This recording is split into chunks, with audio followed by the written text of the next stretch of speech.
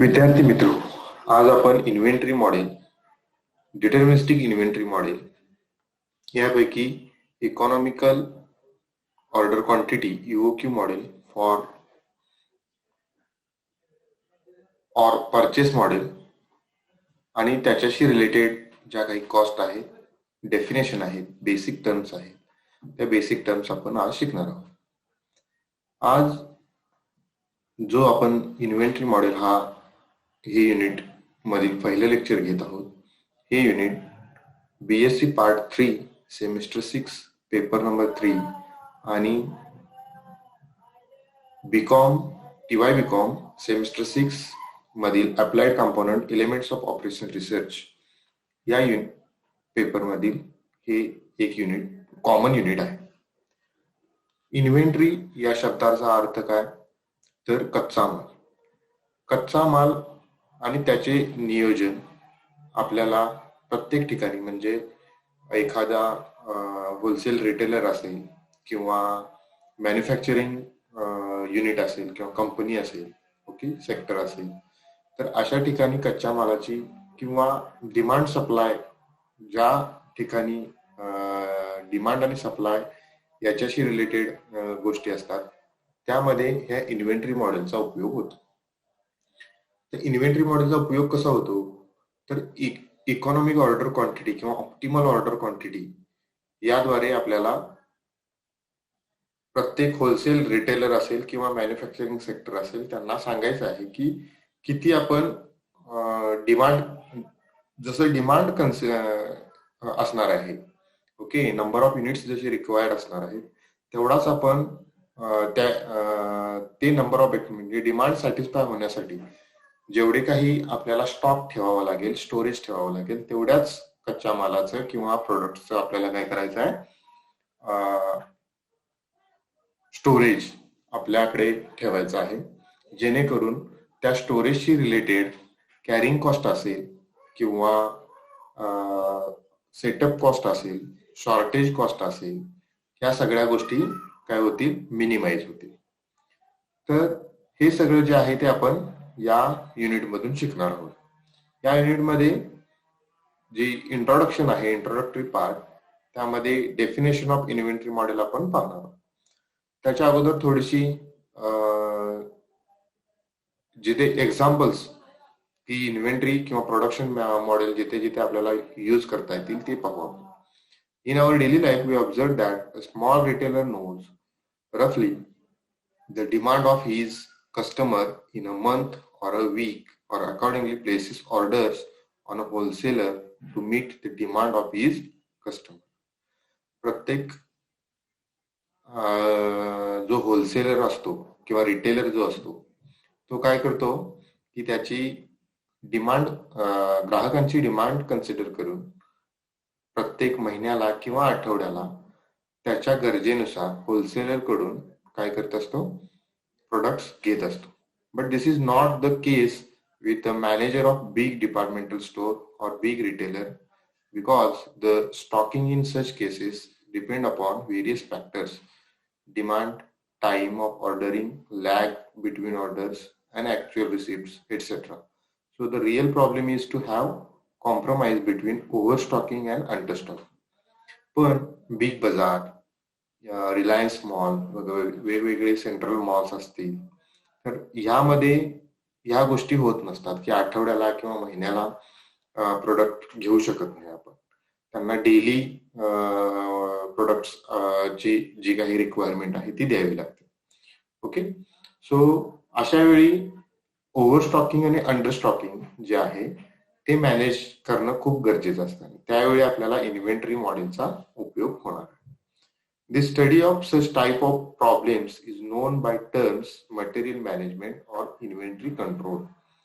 The inventory control may be defined as follows: the function of directing the movement of goods through the entire manufacturing cycle from the requisitioning of raw materials to the inventory of finishes, good orderly mannered to meet the objective of maximum customers service with the maximum investment and efficient low cost plant operation. या सर्वाचाच अर्थ काय की business smooth चालण्यासाठी आपल्याला अंडरस्टॉकिंग ओव्हरस्टॉकिंग हे टाळण्यासाठी जो काही डिमांड कन्सिडर करून आपण जे रिक्वायर्ड ग्राहकाच्या डिमांडनुसार आपण काय करतो आपला माल पुरवतो आणि याद्वारे कस्टमरचं सॅटिस्फिकेशन इन्व्हेस्टमेंट मिनिमम इन्व्हेस्टमेंट आणि मिनिमम कॉस्ट याचं जे काही मॉडेलिंग आहे मॉनिटरिंग आहे ते आपण इन्व्हेंटरी मॉडेलमध्ये पाहणार आहोत. Model discussed in this chapter will be limited mainly to the elementary type because the analytical study of the other cases becomes more difficult. या चॅप्टर मध्ये जे काही आपण मॉडेल शिकणार आहोत ती इनिशियल बेसिसला आपल्याला त्याची थेअरी डेव्हलप केलेली आहे. काही कॉम्प्लेक्स सिच्युएशन सुद्धा वेगवेगळ्या टाइमला घडू शकतात त्यानुसार आपले मॉडेल्स वेगवेगळे आपण ठरवू शकतो. Okay, so next is what is inventory. In broad sense, inventory may be defined as the stock of goods, commodities, or other economic resources that are stored or reserved in order to ensure month of efficient running of business affairs.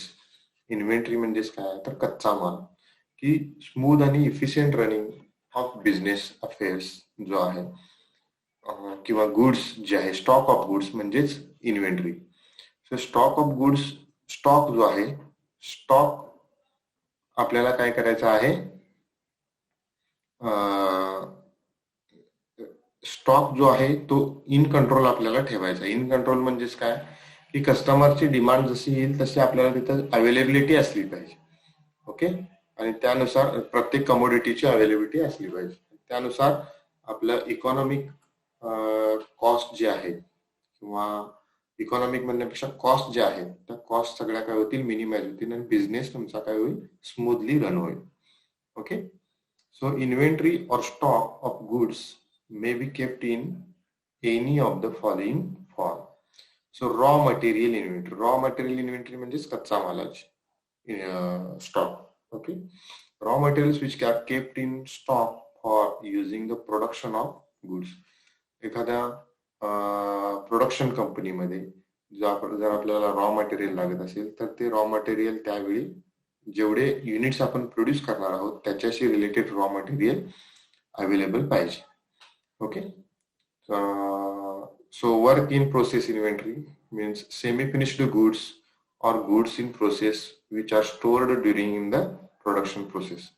काही units किंवा काही commodities अशा असतात की त्या semi finished म्हणजे for example की एखादी स्प्राईट किंवा कोल्ड्रिंकची बॉटल आपल्याला काय करायची आहे तयार करायची आहे. तर त्यामध्ये कसं करावं लागेल एक पहिला म्हणजे बॉटल्स तयार करण्याचा वेगळा आपल्याकडे मशीन असलं पाहिजे आणि त्या बॉटल्स पहिला अगोदर तयार करून घेतल्या पाहिजेत. त्यानंतर जे कोल्ड्रिंक आहे ड्रिंक त्याचं सेपरेट प्रोडक्शन झालं पाहिजे आणि हे प्रोडक्शन झाल्यानंतर ते कोल्ड्रिंक जे आहे ते त्या बॉटलमध्ये फिलअप करण्यासाठी तिसरी स्टेज. असे वर्क इन प्रोसेस इन्व्हेंटरी म्हणजे 3 वेगवेगळ्या सेमी फिनिश्ड वर्क अटॅच करून आपण काय करू शकतो एक फायनली आपल्याकडे कोल्ड्रिंकची बॉटल तयार होईल.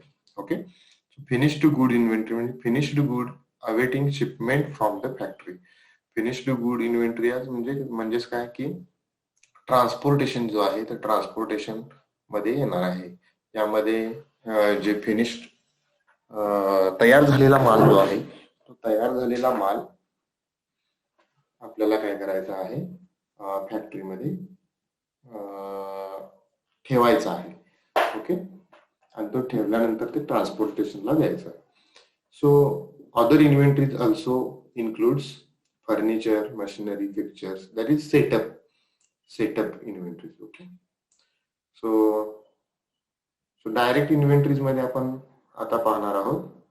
The term inventory may be classified in 2 main categories. First one direct inventories, second one is indirect inventory.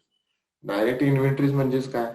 The items which play a direct role in the manufacture and become an integral part of finished goods are included in the category of direct inventories.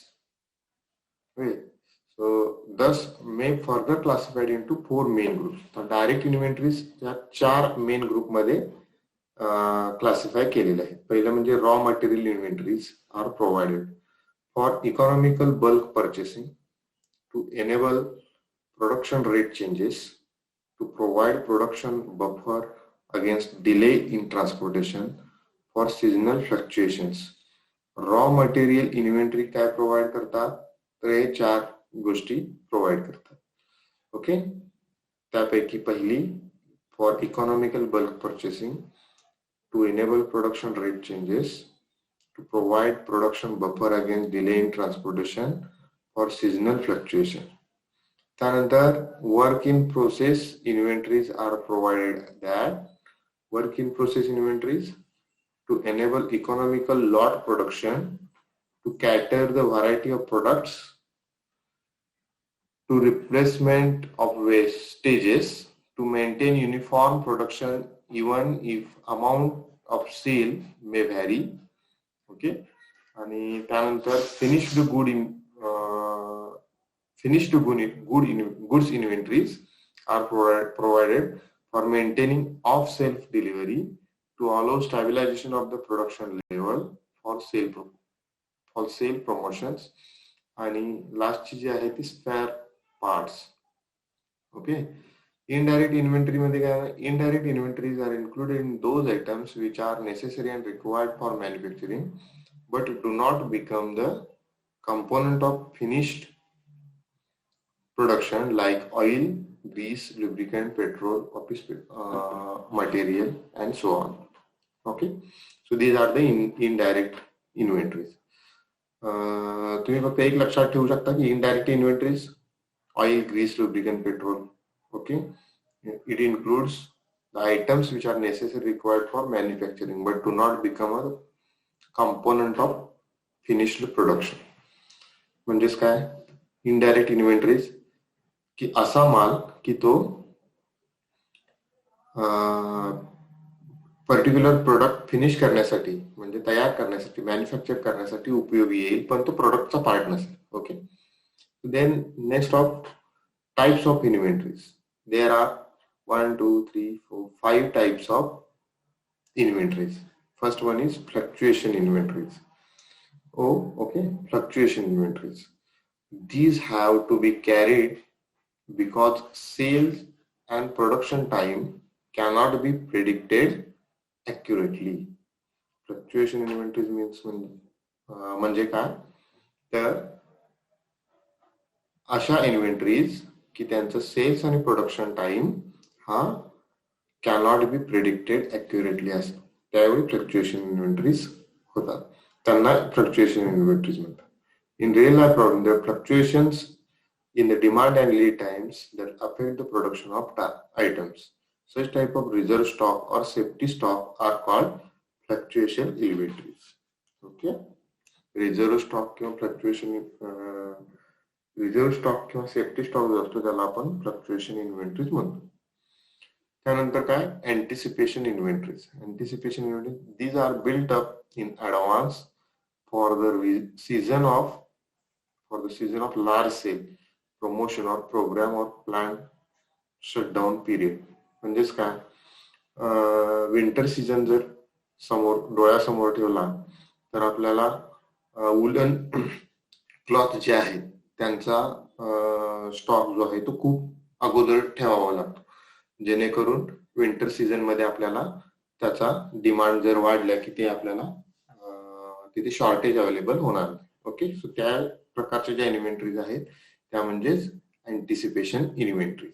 Okay, next cycle or lot size inventories. In practical situation, it seldom happens that the rate of consumption is same as the rate of production or purchasing. So the items are procured in larger quantities than they are required.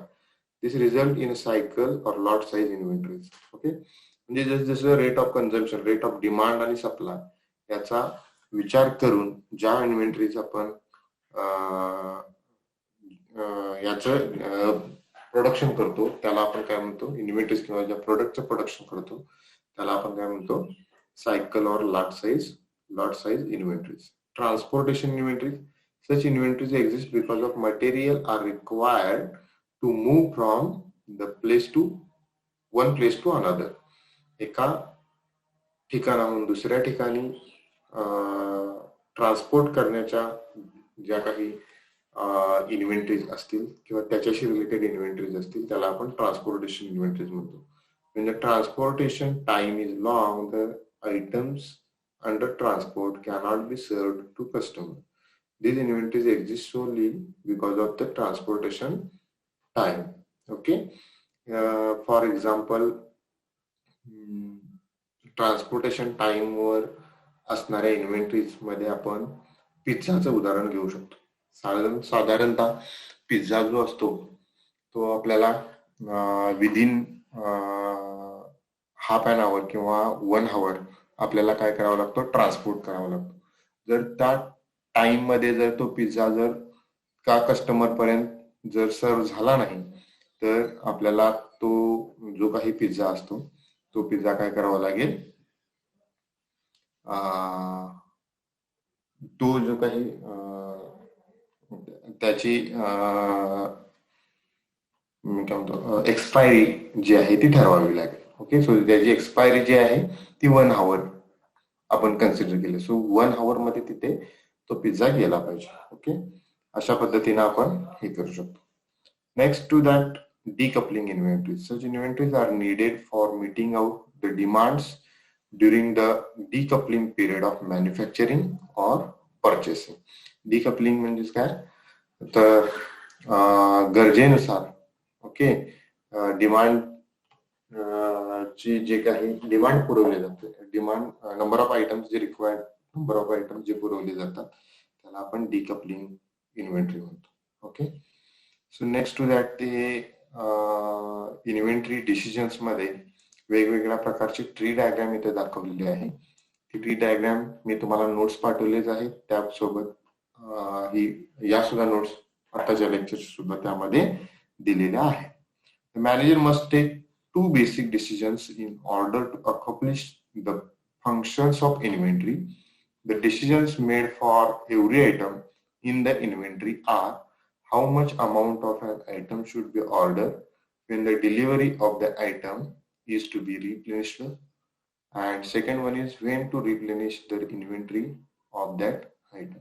म्हणजेच काय आपण किती order दिली पाहिजे प्रोडक्टची. Okay. आणि ती संपल्यानंतर आणि ती कधी संपेल, ऑर्डर दिल्यानंतर ती कधी संपेल, या 2 गोष्टी आपल्याला जर माहित असतील तर आपल्याला इन्व्हेंटरी डिसिजन घेता येतं. Okay. So next that, how to develop an inventory model. त्याच्याशी इन्व्हेंटरी मॉडेल कसं डेव्हलप करायचं त्याच्या स्टेप्स यामध्ये दिलेल्या आहेत. ह्या ज्या स्टेप्स आहेत ह्या स्टेप्स मी आता वाचून दाखवत नाही. आपण ज्यावेळी इन्व्हेंटरी मॉडेल पहिले इन्व्हेंटरी मॉडेल डिफाईन करतो त्यावेळी मी ते तुम्हाला स्टेप बाय स्टेप सांगत जाईल. ओके. तर इन्व्हेंटरी मॉडेल मध्ये कोणकोणत्या गोष्टी लागणार आहेत किंवा कोणकोणत्या कॉस्टचा आपण विचार करणार आहोत ते आपण बघूया. इन्व्हेंटरी मॉडेल मध्ये पहिली जी आहे ती होल्डिंग कॉस्ट. होल्डिंग कॉस्ट म्हणजेच काय, कॅरिंग कॉस्ट किंवा त्यालाच आपण काय म्हणतो, कॅरिंग कॉस्टलाच म्हणजे transportation cost. Okay. The cost associated with carrying or holding of the goods in stock is known as the holding or carrying cost. This cost is usually denoted as C1 or CH per unit of goods for a unit of time. Holding cost is assumed to vary directly with the size of inventory as well as the time for which the items is held in stock. The following components constitute the holding cost. हे जे खाली दिलेले components जे आहेत ते components holding cost मध्ये consider केले जातात. पहिलं म्हणजेच काय, invested capital cost. Invested capital cost means this is the interest charged over the capital investment. Since this is the most important component, careful investigation is required to determine its rate. Okay, so this is the interest charge. In invested capital cost means this kind interest charge over capital investment. Record keeping and administrative cost. Record keeping and administrative cost त्या नावामध्ये सुधारे जे काही record आहे ते ठेवण्यासाठी किंवा प्रशासकीय कॉस्ट जी आहे ऍडमिनिस्ट्रेटिव्ह कॉस्ट ती आपण होल्डिंग कॉस्ट म्हणून कन्सिडर करतो. This signifies the need of keeping funds for maintaining the record and necessary administration. Okay. Next, handling cost. Handling means this includes all costs associated with the movement of the stock, such as cost of labor, overhead, grants, transportation cost, other machineries required to this purpose. Okay, so transportation vehicles are needed. Okay, ह्या ज्या गोष्टी आहेत त्या handling cost मध्ये येतात. त्यानंतर काय storage cost. Storage cost this involves the rent of storage space or depreciation and interest even if the own space is used. आपण कॅरिंग किंवा हँडलिंग कॉस्ट मध्ये स्टोरेज कॉस्ट सुद्धा घेऊ शकतो. स्टोरेज म्हणजेच काय साठवणुकीसाठी जी काही कॉस्ट लागणार आहे ती. ओके, फॉर एक्झाम्पल एखादं एखादं औषध असं असेल की ते रेफ्रिजरेटर मध्येच आपल्याला ठेवावं लागत, तर त्याच्यासाठी रेफ्रिजरेटर आला, त्यानंतर इलेक्ट्रिसिटी आली, ह्या ज्या गोष्टी आहेत त्यामध्ये त्या कॉस्ट मध्ये येणार. त्यानंतर depreciation, deterioration and obsolescence cost. Okay, such costs are arise due to the items in the stock being out of fashion or the items undergoing chemical changes during the storage. In storage मध्ये out of fashion किंवा outdated जो काही stock असेल तर त्याच्याशी related cost जे असतात त्या या पार्ट मध्ये येतात. नेक्स्ट, टॅक्सेस आणि इन्शुरन्स. जसा इंटरेस्ट आपण कन्सिडर केला, इंटरेस्ट ऑन कॅपिटल इन्व्हेस्टमेंट जो आपण कन्सिडर केला, त्याच प्रकारे टॅक्सेस आणि इन्शुरन्स सुद्धा आपल्याला यामध्ये घेतला जातो. त्यानंतर purchase price of production cost. Purchase price of production cost म्हणजे purchase price per unit per item is affected by the quantity purchased due to quantity discounts of price based. Production cost per unit item depends upon the length of the production runs. For long smooth production runs, this cost is lower due to more efficiency of men and machines. Okay, actual price जी आहे प्रोडक्टची, purchase price आपण consider करतो, ती सुद्धा यामध्ये consider केलेली आहे as a carrying और हँडलिंग कॉस्ट. सॅवेज कॉस्ट और सेलिंग प्राइस और स्क्रॅप व्हॅल्यू ही सुद्धा आपण यामध्ये कॅरिंग किंवा हँडलिंग कॉस्ट म्हणून कन्सिडर केली आहे. When the demand of an item is affected by quantity in stock, the decision model of the problem depends upon the profit maximization criteria and includes the revenue from the sale of the item. Generally, salvage costs are combined with the storage cost and not considered independently.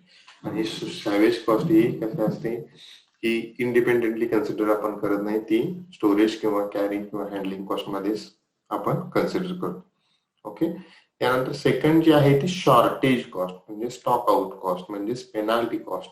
म्हणजे आपल्याकडे एखाद्या आपल्याला काय झालेलं आहे, under stocking म्हणतो जे आपण, म्हणजे आपल्याकडे स्टॉक सगळा संपलेला आहे. संपलेला असताना आपल्याला पेनल्टी जे काही बसणार आहे त्या पेनल्टीज रिलेटेड ज्या कॉस्ट आहेत त्याला आपण शॉर्टेज कॉस्ट म्हणणार आहोत. Okay, so next to that shortage cost, setup cost. Setup cost, shortage cost ही denoted by C2 or CS. Okay, setup cost किंवा ऑर्डरिंग कॉस्ट जी आहे ती C3 और C0 आपण डिनोट करणार आहोत. This includes the fixed cost associated with the obtaining goods through placing of an order or purchasing of an or manufacturing or setting up machinery before starting production. म्हणजेच काय की production किंवा manufacturing start करण्या अगोदर आपण एक setup तयार करतो. ते सेटअप किंवा ऑर्डर देत असतो. ऑर्डर देण्यासाठी जी काही कॉस्ट असते किंवा सेटअप साठी जी काही कॉस्ट असते त्याला आपण काय म्हणतो, सेटअप कॉस्ट. ओके, ह्या आता मेन 3 कॉस्ट आहेत, carrying cost or handling cost, second shortage cost आणि तिसरी म्हणजे setup cost. Carrying cost denote कशाने करतो आपण, C1, शॉर्टेज कॉस्ट C2 आणि सेटअप कॉस्ट C3. ओके, ह्या कॉस्ट आपण इथे शिकलेलो आहोत. त्यानंतर homework for you, why inventory is maintain. आतापर्यंत आपण बऱ्याच वेळा सांगितलेलं आहे की बिझनेस स्मूथ चालण्यासाठी आपल्या कडे स्टॉकची जी काही आहे कंट्रोल, स्टॉकचा कंट्रोल आपण व्यवस्थित ठेवण्यासाठी आणि ज्या काही कॉस्ट ज्या आहेत, ओके, वेगवेगळ्या प्रकारच्या त्या मिनिमाइज करण्यासाठी, टोटल कॉस्ट मिनिमाइज करण्यासाठी आपल्याला इन्व्हेंटरीची गरज आहे, हे आपण आतापर्यंत सांगत आलेलो आहोतच. ओके, त्याच प्रकारे इथं 7 वेगवेगळ्या प्रकारचे फायदे, बेनिफिट्स, ओके, दिलेले आहेत की why inventory is to be maintain. ते तुम्ही ॲज अ होमवर्क म्हणून करायचं. Okay, so next, variable in the inventory problem. हे इन्व्हेंटरी प्रॉब्लेम मध्ये कोणकोणते व्हेरिएबल असतात, मुख्यत्वे करून कंट्रोल व्हेरिएबल आणि अनकंट्रोल्ड व्हेरिएबल असे 2 प्रकारचे व्हेरिएबल असतात. कंट्रोल्ड व्हेरिएबल मध्ये आपण मगाशी थोड्या वेळापूर्वी ज्या काही 2 क्वेश्चन पाहिलेले आहेत की how much quantity should be ordered and when it is finished और व्हेन रिप्लेनिश इट. ओके, हे 2 क्वेश्चन्स आपण कंट्रोल्ड व्हेरिएबल मध्ये तिथे जर कन्सिडर करून घेतले तर आपल्याला कंट्रोल व्हेरिएबल्स समजते. Okay, the following are the variables that may be controlled separately or in combination. How much quantity acquired, किती क्वांटिटी ऑर्डर करायची आहे, and the frequency or timing of acquisition, how often or when replenished in inventories. किंवा ती order केलेली जी काही quantity आहे ती त्याचे डिमांड सॅटिस्फाय होऊन कधी ती संपेल, म्हणजे जेणेकरून आपण नेक्स्ट ऑर्डर देऊ शकतो. Okay, and the completion stage of stocked item. Completion म्हणजे संपणारे, more finished the goods, lesser the delay in the meeting of the demands. Demand satisfy करण्यासाठी आपल्याला जे फिनिश्ड गुड्स आहेत ते फिनिश्ड गुड्स डिमांड सॅटिस्फाय करण्यासाठी आपल्याला इझिली अवेलेबल जर ठेवायचे असतील तर तो स्टॉक जो आहे तो मेंटेन कंटिन्युअसली राहिला पाहिजे. ओके, अनकंट्रोलेबल व्हेरिएबल्स मध्ये आपल्याला holding cost C1, shortage or penalty cost C2, setup cost C3, demand म्हणजे the number of items required per period. Okay, we note that it is not necessary the amount sold because the some demand may go unfilled because of shortages or delay. It is in fact the demand that would be sold if all the required were available.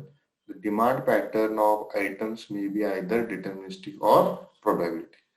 In the deterministic case, assume that quantities needed over subsequent period of time are known exactly, further the known demand may be fixed or variable with the time. Such demand are called static or dynamic demand. म्हणजेच काय, demand म्हणजेच number of items required per period हे 2 प्रकारचे असतात, एक deterministic आणि दुसरा probabilistic. Deterministic demand हे एक्झॅक्टली नोन असतात, ते फिक्स असतात किंवा व्हेरिएबल असतात. तर त्या डिटर्मिनिस्टिक डिमांडना काय म्हणतो आपण, स्टॅटिक किंवा डायनॅमिक डिमांड असं म्हणतो. ओके, प्रोबॅबिलिस्टिक डिमांड मध्ये डिमांड जे आहे ते नोन नसते पण त्याची प्रोबॅबिलिटी नोन असते.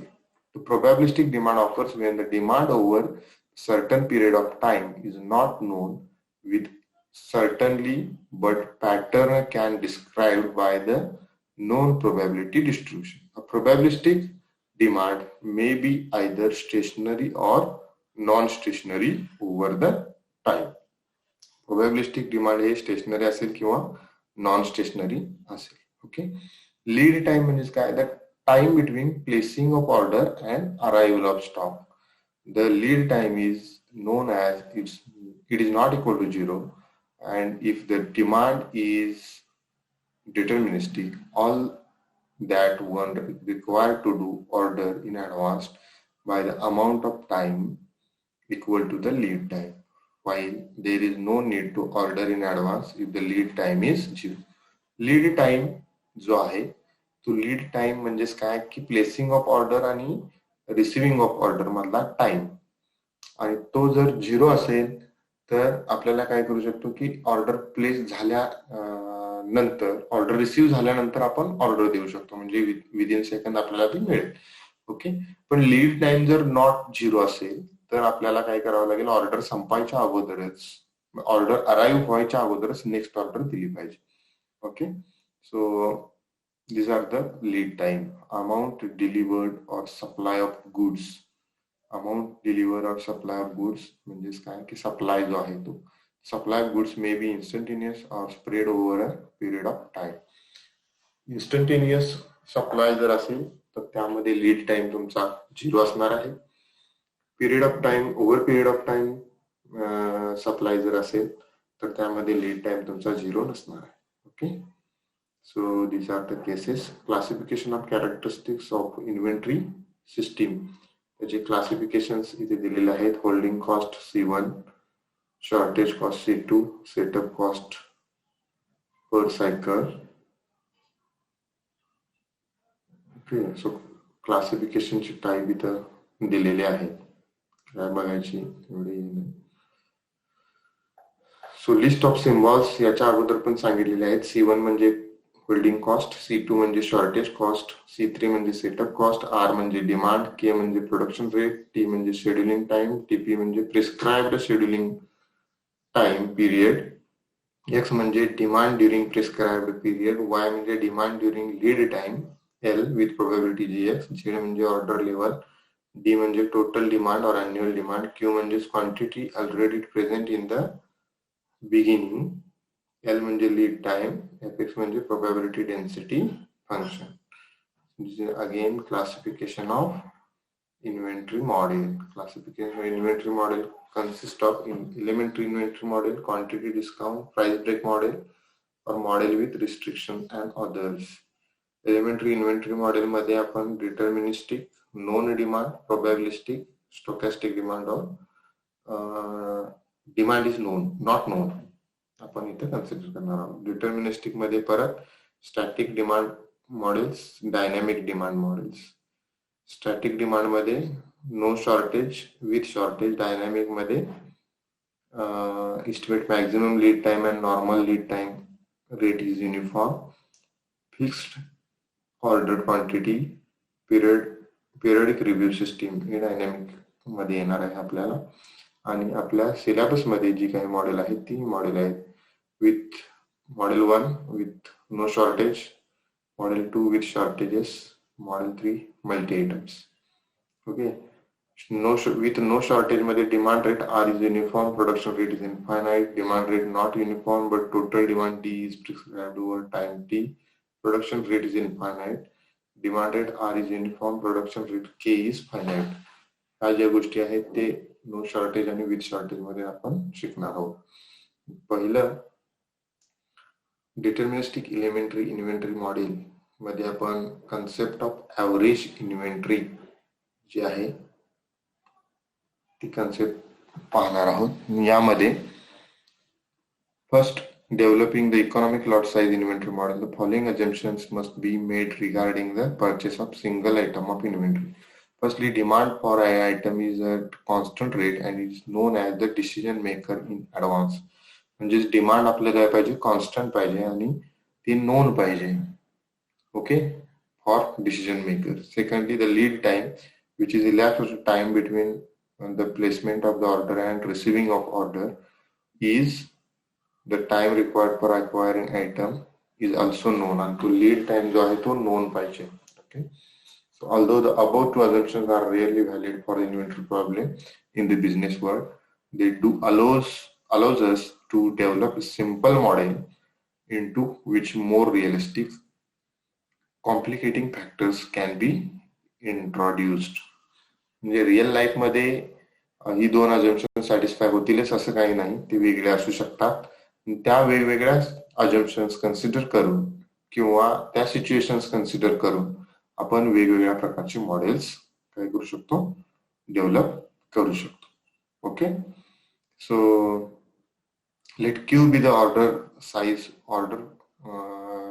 preceding assumption. It can be shown in the figure 20.2 that the number of following figure, the number of units in the inventory is equal to Q when each new order is practically received into inventory, and that the inventory is gradually decreased until become zero, just the point when next order received. आपण एक figure बघू तर order quantity Q इतकी order time T0 असताना आपण order केलेली आहे with demand rate R. आपल्याला काय ती आणि जसा टाइम वाढेल तसं ती कंजम्पशन होत जाणार आहे. कंजम्पशन होत गेल्यानंतर ती कमी कमी कमी कमी स्टॉक आपल्याकडे अवेलेबल असेल. परत पुन्हा at time 4 months, the time is 4 months. 4 months ला ती परत पुन्हा आपल्याला ऑर्डर द्यावी लागेल. इन्स्टंटेनियस रिप्लेनिशमेंट असल्यामुळे आपल्याला काय मिळणार आहे, डायरेक्टली लीड टाइम 0 असल्यामुळे डायरेक्टली क्यू इतकी ऑर्डर परत पुन्हा मिळणार. ती परत पुन्हा ओव्हर टाइम अशी एक हे होत जाणार, कंजम्पशन होत जाणार. So these are the average inventory Q/2 300 units. Okay, average inventory. Okay, 600 divided by 2. So these are the average inventory. Again, here is also order quantity 300 units. Again, average quantity Q/2 150 units. Okay. And next to that, concept of economic order quantity. Economic order quantity आपण next lecture ला पाहणार आहोत.